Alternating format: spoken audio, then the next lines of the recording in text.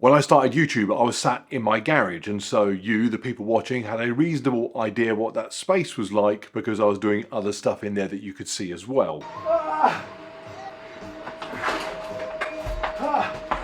But since moving into the house, the me talking part in videos is just limited to this little corner really. So today, a short tour around the YouTube studio, or as my kids call it, it's just a room, and a summary of the gear I use for filming and editing these. And yes, a dog on a treadmill. This video is sponsored by Squarespace.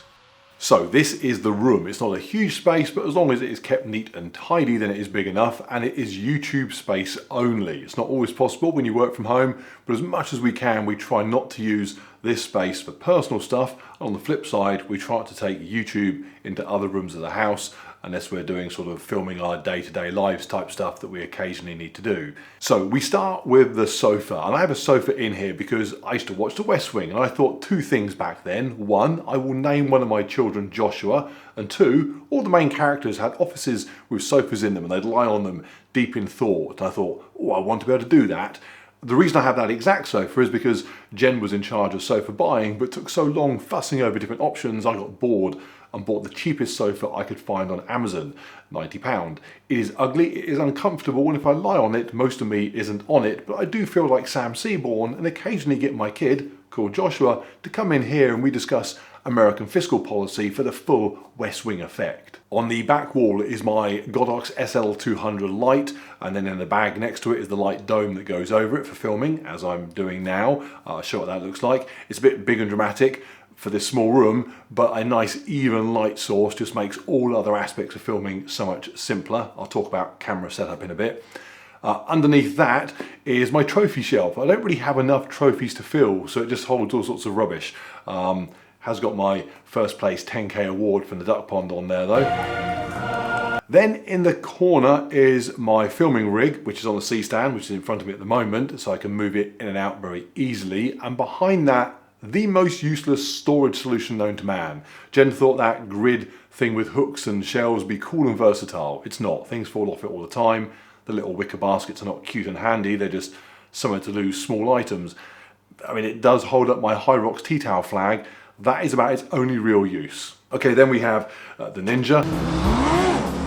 If any of you are into motorcycling, you may notice that it's missing its petrol tank still. I got sent away to have 40 years of gunk cleaned out of it, and it's taken the company a bizarrely long time to do that. Jen thinks they've lost the petrol tank and are currently searching the planet for another 1984 GPZ 900R tank. I really hope not.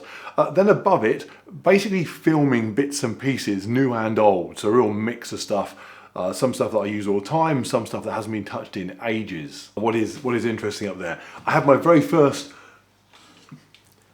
camera that I bought, my Canon 80D, literally bought to start YouTube with. It's not 4K, so it doesn't get used anymore, but couldn't bring myself to sell it. A zillion GoPros. I have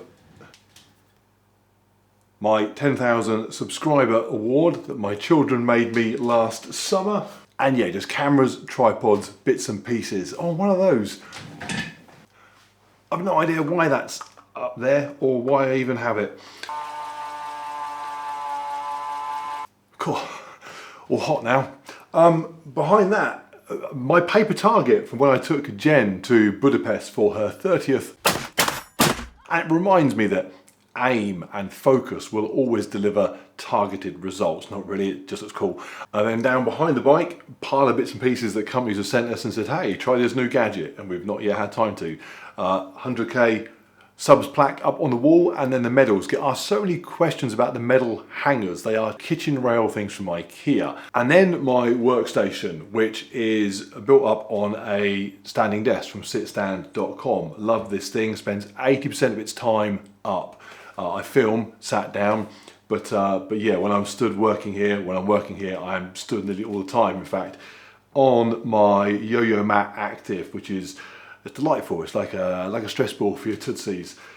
My setup, pretty straightforward. Got an Apple Studio that I'm running everything through, a couple of 32-inch LG screens. For editing, I use a Loop Deck Plus. Could not edit without that thing. game changing in terms of, for me at least, speeding up the process. And then backup drives all over the place, on site, off site, so I can store everything that I need to. And I'm doing all my editing on Final Cut Pro X. And for me and my limited editing abilities and needs, it's perfect. It's fast, it's easy to use, it's way more than I need, which is good because it sort of future-proofs things for a while, I hope. Actually, the setup hasn't changed massively over the few years that I've been doing YouTube. The Mac has gone from a 2018 iMac that's now over on Jen's desk. The studio is an improvement on that. The camera's better, but the basic concept has stayed the same. I pretty much set things up from the outset with gear that some people said was more than I needed to start a channel, which is true.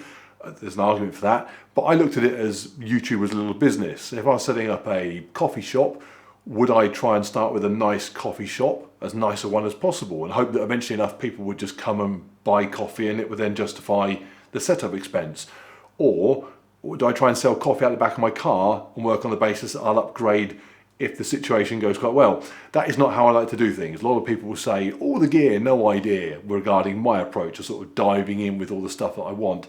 I prefer to say, start as you mean to go on. Right, before I talk about filming gear, a quick mention of this video's sponsor, which is quite appropriate because it's Squarespace, who I designed my website through, and on my website is a bunch of gear that I use for everything I do regarding YouTube, including making these videos. And I created it with absolutely no experience of website design whatsoever. So it'll give you a pretty good idea what somebody with literally no idea can still do.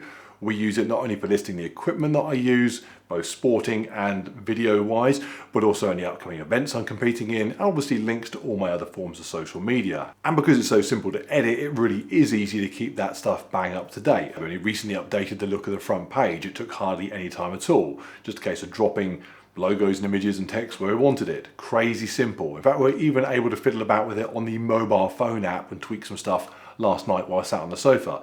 So very happy to recommend Squarespace. If you're interested in starting your own site, simply go to squarespace.com to start a free trial and download one of their many templates, which is what we did to get you going. You can then edit and tweak that as much as you like until you're happy with how it looks. And it's not just websites that they offer. We've recently moved all of our domain stuff over to them as well. They have you covered for that. In fact, they also do things like blogs and e-commerce solutions even. So if you're after your own site, once you've gone to squarespace.com for your free trial, just use the code MarkLewis when you're ready to launch it for your 10% discount. Okay, so filming in here. So out and about I use all sorts of stuff. I've got GoPros, Insta360s, a whole bunch of different cameras. But in here, always the same setup. My Sony a7 III recording into a Ninja Atmos display with a 24mm lens on the camera, light dome over the Godox, and then a mic running into a Zoom H1N for audio. And the whole thing mounted on my C-stand, which is very convenient because it means I can move things around for a different view if I want, and everything stays in the same place. I don't have to keep adjusting the microphone relative to the camera because it's all on one movable unit. And my little monitor tells me exactly what it's seeing, so I can make sure that everything's framed nicely. The A7 III doesn't have a flip out screen that I could see, and it is also behind my teleprompter, so couldn't see it even if it did. Hence, the monitor is perfect for that. And talking of teleprompters, it's always interesting because whenever I say that I use a teleprompter, somebody will say, "Oh, I'm really disappointed. I thought you made it up as you went along." No, I don't make it up as I go along. I think about what I want to say, I write it, I refine it, and then I read it, which is exactly the same formula as used by every one of your favourite movies or songs or stand-ups or whatever. Interesting, if I ran a coffee shop, I'd probably practice how much coffee to put in the drink first as well and write that down somewhere. I understand that much of YouTube does like to edit the life out of everything in order to try and throw together a coherent sentence. I would rather just create my coherent sentence prior to filming. And that is it for what's in front of me. Pretty straightforward. I take my video off the Ninja, I take my audio off the Zoom, I patch them together on the computer, good to go. And so the rest of the room over on Jen's side, exactly the same sit-stand desk, but hers is made from recycled raw steel. Jen loves all that sustainability stuff, so right up her street. A sheepskin on the desk, Odd thing for a vegan to have on a desk, you might think. That is the sheepskin that Jen had on the saddle of her bike when she rode with me across the Pyrenees. So it's got some sort of sentimental travel memories for her and doesn't want to be thrown away. The reason it's on top of her desk is because Jefferson, the fat lazy dog, likes to sleep on there while she's working. Is it hygienic to have a dog on your desk? No, it's disgusting, don't do it. Underneath her desk, I love this, she's got the Yo-Yo Board 360. If my mat here is like a stress ball for your feet, hers is like a wobble board. I mean, it is a wobble board. In fact, I was rehabbing an ankle injury recently and I was using it here all the time, standing on that. Very, very good, like it. I don't think I've ever seen her desk minus chocolate biscuits. She always has those on there. And she gets the funky chair. Somebody asked me the other day, when they were in here, they said, well, why has Jen got the cool chair and I have this rubbish little stool? It's because chairs suck. No matter what you sit on, no matter how much money you spend on an ergonomic chair, and I've spent a fortune on them, sitting down for long periods of time is not good for you. Human body was not designed to do it. You shorten your hip flexors, it's bad for your back, rubbish. For me, the best chair is one that allows me to sit down when I need to, but really is rubbish enough that it just encourages me to stand up. And last of all, yes, there's a treadmill in the office for the dogs to exercise on while we work. I say the dogs, Nixon and Lincoln, use the treadmill. Jefferson just lies on the sheepskin and looks at the biscuits for 95% of the day. Somebody on Instagram wanted to know, how does the dog treadmill work? Well, it works like a human treadmill, but with twice as many legs on it, really. You turn it on, you stick the dog on it, it runs. It's not a complicated machine. Okay, that is it. Little whiz around the room. Hopefully that was interesting. Drop the video a like and subscribe if you've not already done so. Got any questions about my filming process or the editing? Stick them in the comments down below. And I will see you on the next one. Oh, and for those who have met Joshua, he does a bit of filming for me every now and again. No, obviously he doesn't understand American fiscal policy. He just stands over there and nods. To be honest, I might as well be having a conversation with Jefferson.